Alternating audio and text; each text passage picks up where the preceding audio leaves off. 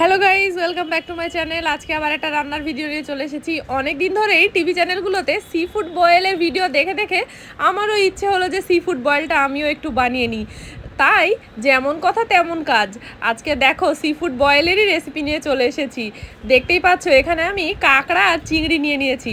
তার কারণ আছে, কারণ হচ্ছে অক্টোপাস, স্কুইড, তারপরে হচ্ছে ঝিনুক, এগুলো না আমার খুব একটা রোচে না, সেই কারণে আমি এগুলোকে অ্যাভয়েড করেছি।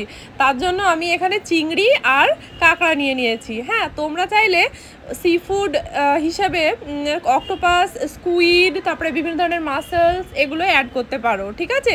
তো যাই হোক, আমি কাঁকড়াগুলোকে ভালোভাবে কেটে বেছে নিয়েছি, তারপরে একটু ফুটিয়ে নিচ্ছি। এইভাবে ফুটিয়ে নিলে পরে কাঁকড়ার যে একটা গন্ধ থাকে সেইটা কিন্তু করে না। আর দেখো, তারপরে আবার আমি ঠান্ডা পানি দিয়ে ভালো করে কাঁকড়াগুলোকে ধুয়ে নিচ্ছি। দেখতেই পাচ্ছ কাঁকড়াগুলো একদম ঝকঝকে হয়ে গেছে, এর মধ্যে কোনো ধরনের কোনো নোংরা বা মাটি কিচ্ছু নেই। আমি আবার ব্রাশ দিয়েও ভালো করে কাঁকড়ার দাঁড়গুলোকেও পরিষ্কার করে নিয়েছি, এখানে কিন্তু অনেক ময়লা জমে থাকে।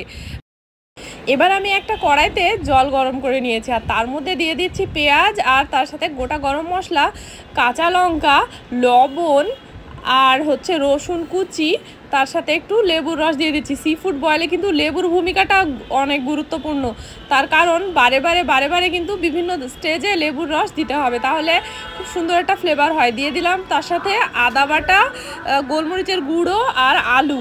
এবার এর মধ্যে দিয়ে দিচ্ছি আমি একে একে সব সি ফুডগুলো, তার মধ্যে চিংড়ি দিয়ে দিচ্ছি, আর এরপরে দিয়ে দিব হচ্ছে কাঁকড়া। সি ফুডের মধ্যে চাইলে আরও অনেক কিছুই তোমরা দিতে পারো। আমি আগেই বলেছি শুরুতে, আমি এই দুই ধরনের যেহেতু নিয়েছি সি ফুড, তাই আমি আমার কাছে যে সি ফুডগুলো ছিল সব দিয়ে দিলাম। এরপরে আমি এর মধ্যে দিয়ে দিচ্ছি মাশরুম, আর এবার দিয়ে দিচ্ছি সুইট কর্ন। সুইট কর্নের পরিবর্তে এমনি নর্মাল কর্ন দিলেও যথেষ্ট। সব কিছু খুব ভালোভাবে সেদ্ধ হয়ে গেলে আমি এবার একটা পাত্রে এগুলো নামিয়ে নেব। এরপরে আমি একটা কড়াইতে দিয়ে দিলাম সামান্য একটু বাটার। বাটারের পরিমাণটা তোমাদের উপরে নির্ভর করবে, বাটার কে কতটা পছন্দ করো। আমি খুবই অল্প পরিমাণে দিচ্ছি, তার কারণ বেশি রিচ আমি পছন্দ করি না। তো যাই হোক, এরপরে আমি এখানে দিয়ে দিলাম চিকেন সসেজ। তোমরা প্লেন সসেজ নিলেও পারো, আমি এখানে নিয়েছি পেপার অ্যান্ড হার্ব ফ্লেভারের চিকেন সসেজ। এবার আমি এই সসেজগুলোকে বেশ লাল লাল করে ভেজে নিব। এরপরে কড়াইতে সামান্য একটু বাটার দিয়ে চিংড়ি এবং কাঁকড়াগুলো ভেজে নেব। চিংড়ি এবং কাঁকড়া ভাজা হয়ে গেলে আমি একটা পাত্রে একটা সস রেডি করে নেব। তার জন্য আমি নিয়ে নিয়েছি chilli sauce, soya sauce, tomato sauce, আর এর মধ্যে দিয়ে দিচ্ছি ওয়েস্টার সস। সব সস একসঙ্গে ভালো করে মিশিয়ে নিয়ে আমি একটা সাইডে রেখে দেব। এরপরে একটা পাত্রে আবার সামান্য একটু বাটার দিয়ে সেটা মেল্ট হয়ে গেলে এর মধ্যে আমি দিয়ে দিব কিছুটা পরিমাণে রসুন কুচি। রসুন কুচিটা একটু ভালোভাবে আমি ভেজে নিব। যখন রসুন কুচিটা লাল লাল করে ভাজা হয়ে যাবে তারপর আমি এর মধ্যে দিয়ে দিব পেঁয়াজ কুচি।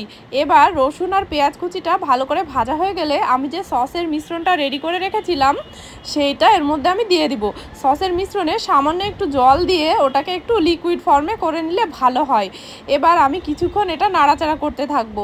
এক পর্যায়ে যখন আমার সসটা রেডি হয়ে যাবে তখন এতে দিয়ে দিব আমি সব কিছু সিদ্ধ করে রেখেছিলাম সেই স্টকটা, দিয়ে ভালো করে আমি আবার মশলাটা কষিয়ে নিব। এরপরে আমি এর মধ্যে দিয়ে দিচ্ছি চিকেন পাউডার। চিকেন পাউডার একটা আলাদা টেস্ট এনে দেয়। এরপরে আমি এতে দিয়ে দিচ্ছি সামান্য একটু জিরে গুঁড়ো আর ধনিয়া গুঁড়ো, আর এর মধ্যে দিয়ে দিচ্ছি স্বাদ অনুযায়ী লবণ আর সামান্য একটু চিনি। এরপরে আমি একে একে সব যে উপকরণগুলো সিদ্ধ করে রেখেছিলাম সব দিয়ে দিলাম। এর মধ্যে চিকেন সসেজও দিয়ে দিলাম। এই পর্যায়ে আমি কিন্তু আলুটা দেব না। এই পর্যায়ে যদি আমি আলুটা দেই তাহলে কিন্তু আলুটা গলে যাওয়ার সম্ভাবনা থাকে। এবার সব কিছু ভালো করে কষানো হয়ে গেলে তার মধ্যে আমি দিয়ে দিলাম আরও বেঁচে ছিল যেই স্টকটা, সেই স্টক। এরপরে দিয়ে দিচ্ছি এর মধ্যে গন্ধরাজ লেবুর রস। সি ফুড বয়েলে কিন্তু লেবুর ভূমিকাটা অপরিসীম। কিছুক্ষণ সিদ্ধ করার পরে আমি এর মধ্যে দিয়ে দিলাম প্রায় 1/4 কাপ মতো অরেঞ্জ জুস।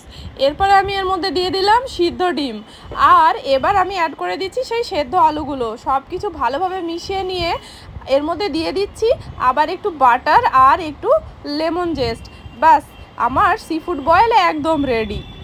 দেখতেই পাচ্ছ কতটা টেস্টি হয়েছে, কতটা লোভনীয় লাগছে দেখতে বলো, আর খেতেও হয়েছিল খুবই টেস্টি।